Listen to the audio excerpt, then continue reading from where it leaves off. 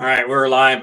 Hey, everybody, this is Jason Marsteiner. I'm the owner of Colorado Mountain Man Survival, the CEO of the Survival University, and Vice President of the Grit Nation.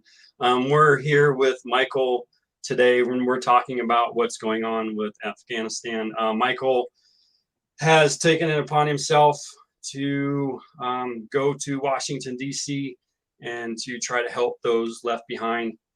Michael knows a lot more information about what he's got going on there. Everybody probably wants to know who you are, Michael. If you could let me know or let them know who you are, what you're about. Yeah, absolutely. And thanks for taking the time to do this. It's really meaningful. I appreciate it.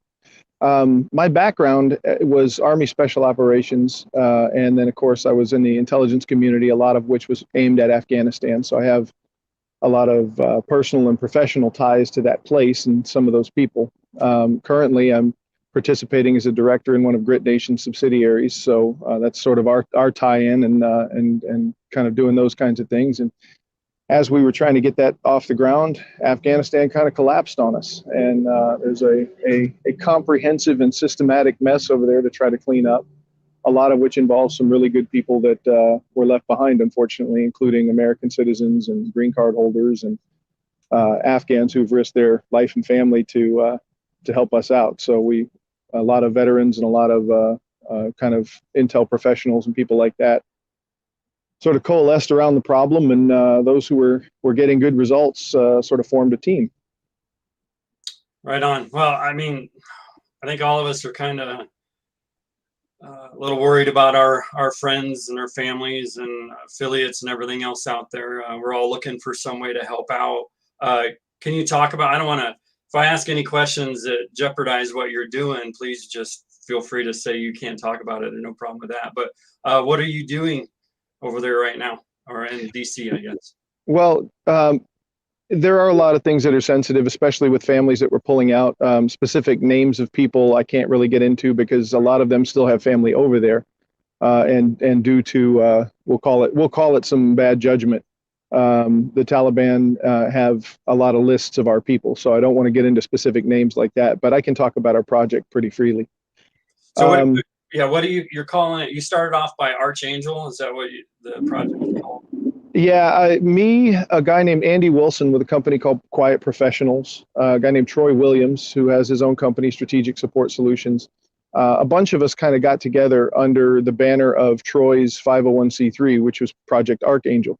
And the Archangel project originally had to do with helping people who are victims of human trafficking and some of those kinds of humanitarian crises. So it made sense to sort of unify under that banner. It's sort of evolved since then.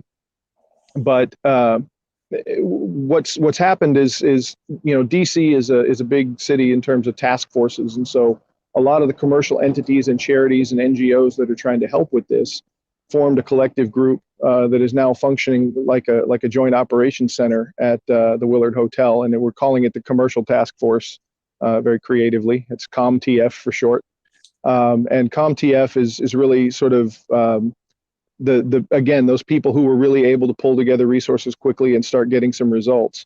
That thankfully includes me, it includes Andy, it includes Troy, and all the people that were part of Archangel to begin with. Unfortunately, we're all kind of working on our own steam and trying to do this as a volunteer effort at the time being. So I'm here in DC. Thankfully, I had enough available through the support of folks like you guys to get here and kind of be present in the fight. A lot of people have had to turn the lights off and go back to their day to day because we just can't sustain this kind of effort at this kind of pace for free. So it's I'm going to stay here as long as I can, as long as I'm useful, and keep helping. So making any headway, you feel? Yeah, actually a lot. I'm pleasantly surprised at what coming to DC has been able to do. Having everybody in the same room has made communications a million times faster. I know we've had some frustration in the last week or two about being able to get a hold of each other, and it's usually because a lot of people are compartmentalizing what they do on different signal room chats and WhatsApp and things like that. And so I've got about 200 active chats in rooms of 3 or 4 people, and you have one discussion and you got to cross-level information across the entire spectrum of everybody you're talking to. And so it's really, really tough. Another thing that's happening kind of in that realm is we're working with now over 200 evacuees that are still on the ground that we're funneling into secret networks and things like that to try and keep them safe until we can fly them out. And me and a couple of the guys that are working with me from Black Box Group, the CEO Brad Tonkin and Dave Smith, one of the senior directors there, are working with me to coordinate individually with every one of those evacuees on the ground. So we're having to manage from the U.S. things like sicknesses. Some people are getting ill because they're in close quarters. We're having to move them through checkpoints and get them around things. So it's a no kidding military level operation that's being done, by guys in hotel rooms at the moment. So it's a lot, but the benefits of this being here and being in close proximity to the people who make decisions is that we're now able to coordinate a lot faster. We're getting names and things that are on manifests vetted so that nobody's, getting on planes or coming into the country that shouldn't be. And I know that was a huge concern for a lot of people, is this is going to be a refugee swarm and nobody's checking these people out. And are we actually shipping terrorists to the United States? Right. I can tell you now that has a far, far, far less chance of happening because we're vetting this very closely. We've got visa lists. We've got the special access lists. Obviously, American citizens and green card holders don't need to be on a list, but we've got them as well. And we're all coordinating to take care of that. We're a lot closer to getting permissions for flights out of Afghanistan to land in different places. And I have to give some serious kudos to those who are showing leadership in the Senate and the House, kind of pushing on State Department to generate some ways to make that happen. So yeah, we're making some tremendous progress. It's sort of shifted away from the immediate crisis response to more of a strategic long-term crisis management. But there's still an awful lot of daily communication with the evacuees on the ground. Right. It's a lot of work. Yeah. So here back in Colorado and Nebraska, me and my team, Colorado Mountain Men Survival, TSU, and the Grit Nation, we're trying to set up a way for people to send donations to you to help you stay there so you can do what you're doing, keep up the good work. We don't have that information yet. We're working with our attorneys and some funding web pages and stuff like that. I'll send out information once it's solid and we can actually get you the help that you need. But outside of that, everybody wants to know what is it that they can do outside of sending money to any charity. What can they do to help you out? I think one of the biggest things that people don't realize they can do is to reach out to their senators and congresspeople. There are a lot of people showing tremendous leadership on this, and a lot of representatives are getting into the fight, not because they wanted to be, but because they're getting calls from regular people saying, "Hey, look, I've got some people over there that I want to know how to get out. I want to know how to help these folks."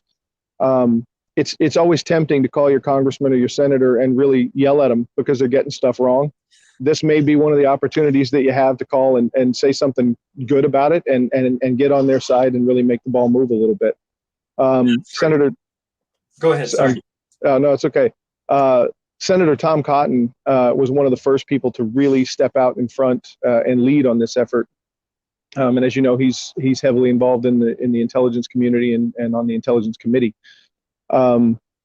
His office, Congressman Pete Sessions, Congressman Mike Waltz out of Florida.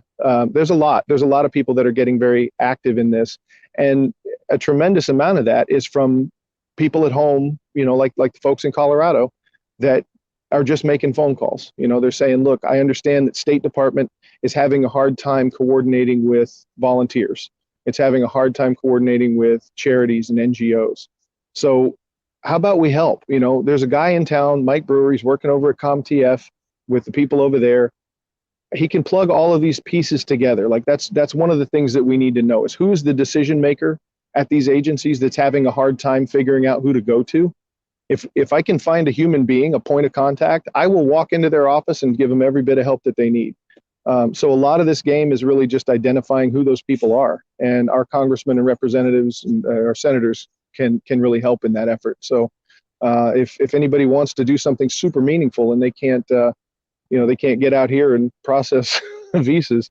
Working the phones is a huge deal. All right, cool. Well, I know you're busy. You got a lot on your plate right now. I don't want to keep you too long. Is there anything else that you want to tell people, need to say about your project? Just I am phenomenally grateful for you guys, not just the support to me, but the support to all of this.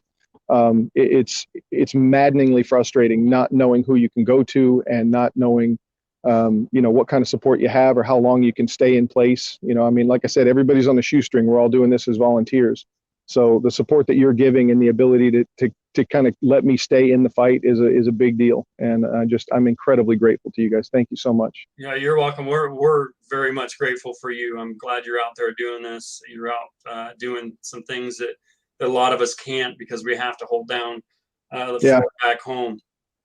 So you going out there is just huge for us, and I think everybody wants to try to help out as much as they can. Again, I don't have, for those watching, I don't have the information for our GoFundMe or charity or whatever it is that we're doing right now. We are working on it.